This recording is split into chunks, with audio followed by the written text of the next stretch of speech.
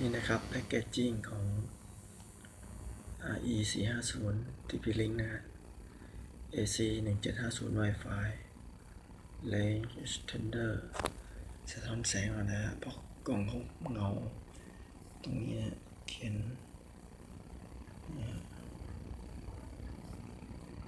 Dual Band Wi-Fi Extension up to 12,000 square foot นะครับก็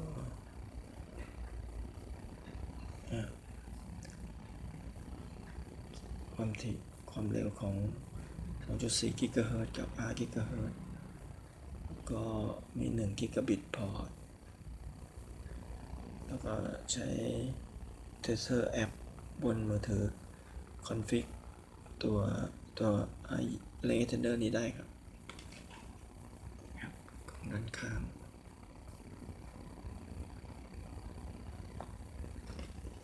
ของด้านหลังนะฮะบัตรเราเท่านี้นะฮะเปิดไปถึงชั้น3นี้เราเตอร์อยู่ชั้น3แล้วก็ไปติดที่ชั้น2ทีวีมือถืออะไรก็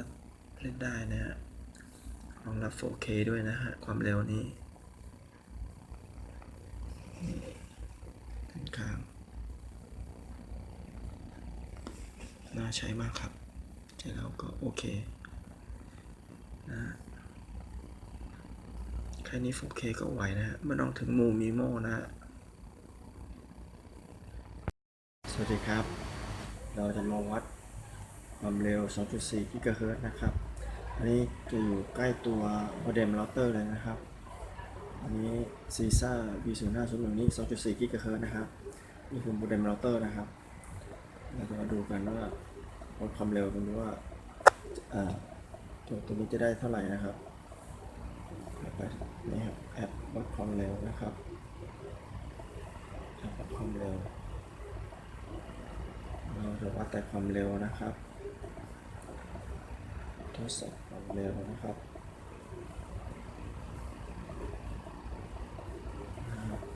เริ่มเลยนะครับ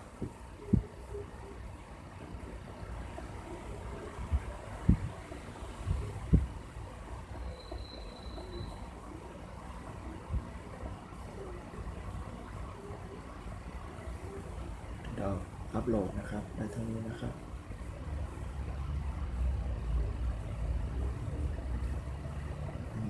ปิงเซิร์ฟเวอร์นะครับ latency นี่ครับนี่ผลลัพธ์ที่ได้นะครับดาวน์โหลด 38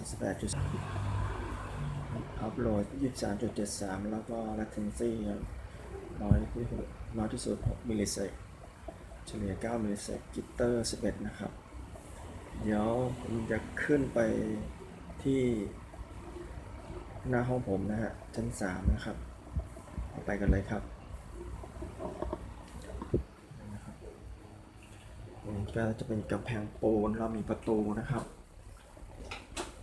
มาที่ตัว Range Extender นะครับตอนนี้ปิดใช้งานอยู่นะครับ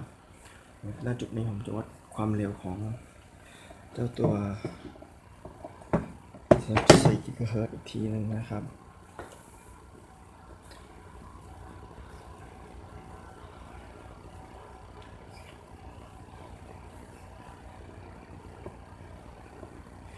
นี่ครับ2 ชั้นนะครับได้เท่านี้ครับลดลงเยอะเลยนะครับ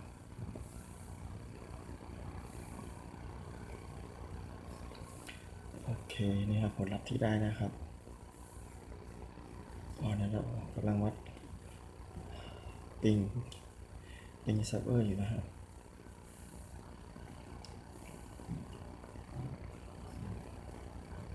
นี่ฮะและผลที่ได้นะครับแล้วเดี๋ยวจะวัดที่ความถี่ 5 GHz นะครับโอเคนะครับทำเหมือนขั้นตอนเดิมนะครับต้องลงไปเปลี่ยนเป็นความถี่ 5 GHz ครับครับคราวนี้เรามาวัดที่ความถี่ 5 GHz นะฮะชื่อ Keep in Mind นะครับนี่หน้าเราเตอร์แล้วนะครับโอเค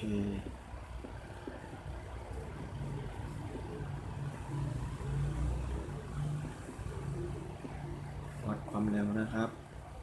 ท ดสอบความเร็วโอเค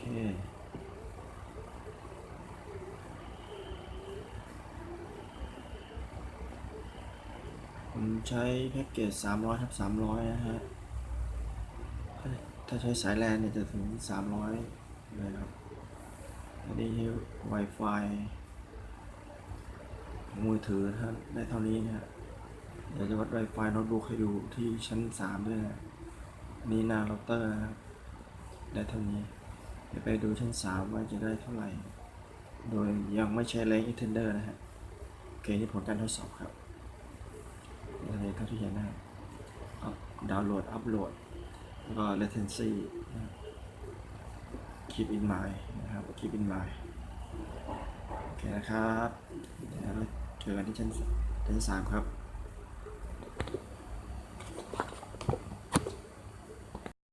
ทดสอบเครือข่าย keep in mind ที่ชั้น3นะครับทดสอบกับ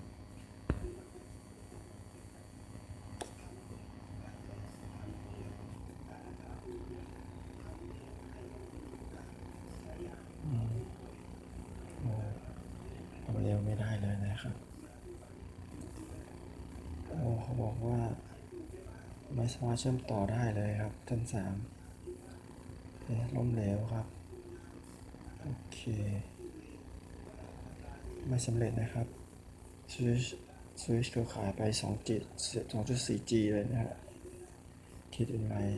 5 กิกะเฮิรตซ์มาถึงชั้น2ไม่ได้นะฮะล้มเหลวครับโอเคเดี๋ยวผมจะเปิดเจ้าตัว Range Extender ตัวนี้แล้วนะครับดูว่าจะขยายสัญญาณได้เท่าไหร่นะครับ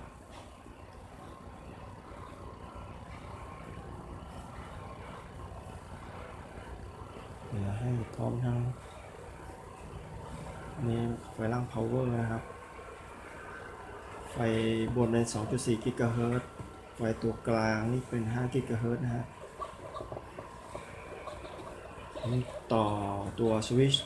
ขึ้นมา 20 เมตรนะครับระยะทาง 20 เมตรจากชั้นลอยขึ้นมาชั้น3 2 ชั้นนะครับ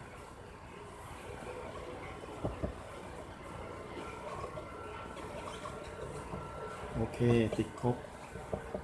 เดี๋ยวให้ไฟทำงาน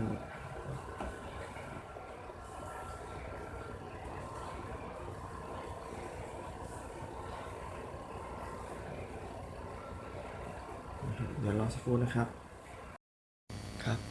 2.4G นะครับข้างบนนะตัวนี้นะครับ 2.4G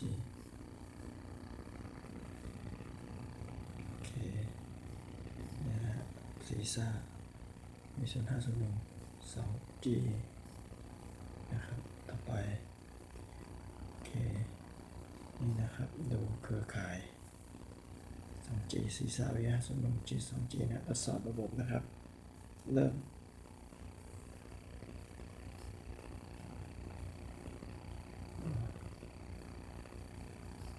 ได้โอ้โหแรงมากครับ44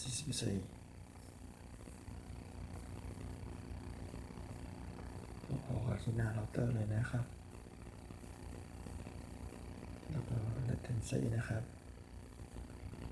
ping server ผลการทดสอบครับนี่นะครับนี่ผลของการใช้ตัวนี่แต่ผมปรับใช้โหมด access point นะครับถ้า Range Extender อาจจะต่ำกว่านี้นะครับเพราะครึ่งหนึ่งของ Range Extender จะต้องความถี่นะครึ่งจะต้องแบ่งไว้ให้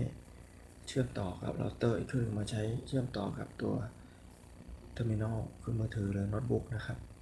ต่อไปใช้ 5G นะฮะนี่นะครับ 5G ตัวนี้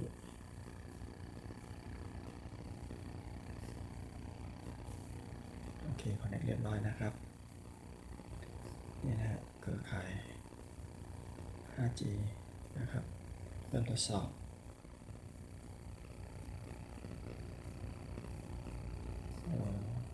เท่ากับหน้าเราเตอร์ด้านล่างเลยนะฮะตอนนี้หน้าเราเตอร์100 กว่า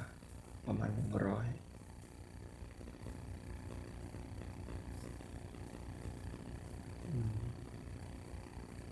ยครับอัปโหลดดาวน์โหลด Parking Server Latency โอเคผลการทดสอบครับนี่ครับใช้เป็น Access Point นะฮะรุ่นนี้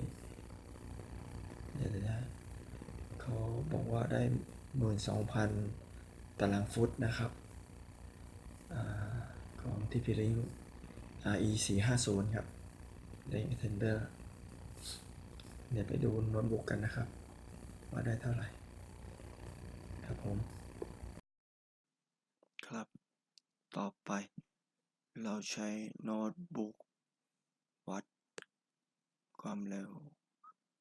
กันนะครับของ RE450 อันนี้ 2.4 กิกะเฮิรตซ์นะครับได้พอๆกับมือถือ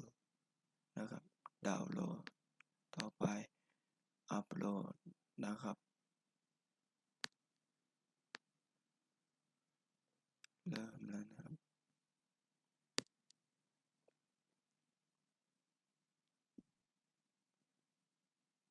35 อัมป์นะครับ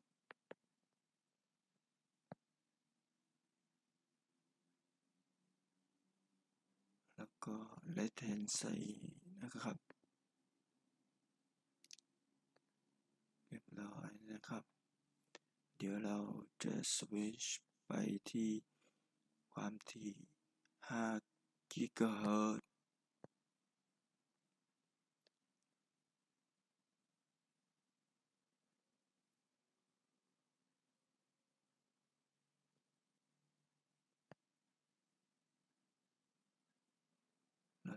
เรียบร้อยแล้วนะครับ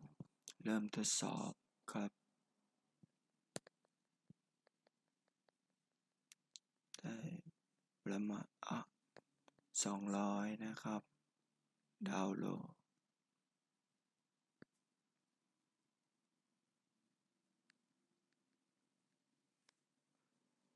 อันนี้อยู่ในห้องชั้น3ครับนะครับ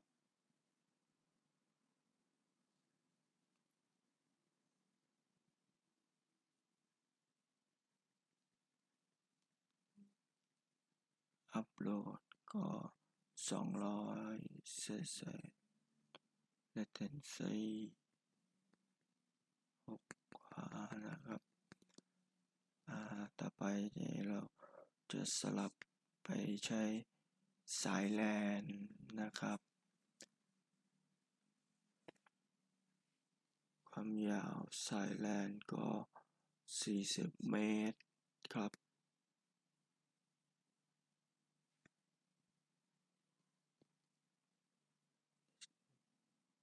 จะต้อง get IP ใหม่นะครับ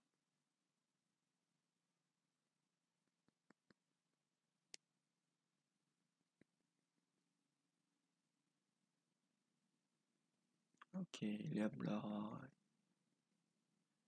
เริ่มทดสอบดาวน์โหลดสปีดประมาณ300ตามแพ็กเกจที่สมัครนะครับ